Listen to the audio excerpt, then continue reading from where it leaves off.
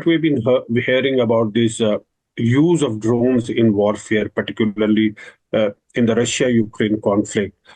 How much of a challenge do you think it is for India in the current context, given the fact that we saw waves of drones coming from across the border almost on a daily basis in hundreds, and they're still uh, being sighted after the ceasefire agreement has been reached by the two countries? With whatever little knowledge I have, what I can tell you is even those drones were sighted, they were not so potent.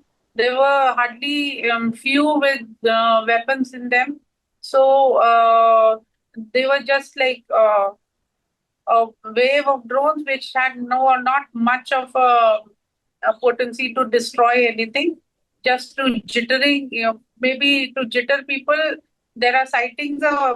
They are sending cheap Chinese drones also in order to create that sensationalization that yes, because they are not no match to us in conventional warfare. Like when it comes to the army and the air force, they have no match. Their army, air force, navy are no match to us. So they are resorting to this new tactics of drones, and they are being helped by a few nations. So with that, these being cheap drones, there are so many cheap commercial Chinese drones which are also being used only to create a sensation. While they do have the traditional weaponized drones also, but their quantities, I don't think it is very high at the moment. Right. And we heard about the Turkish drones that were used, and also there are Chinese drones.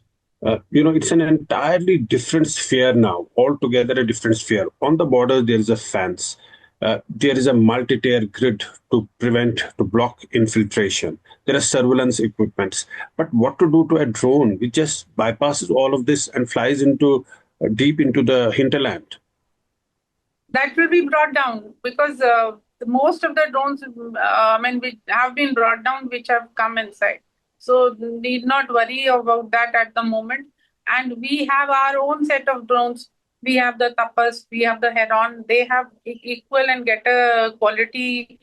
And only thing which we need to do is now both countries should now, when there is ceasefire, we should also talk about the drone protocol Right. because it is also a kind of a weapon and very potent and very easy to maneuver.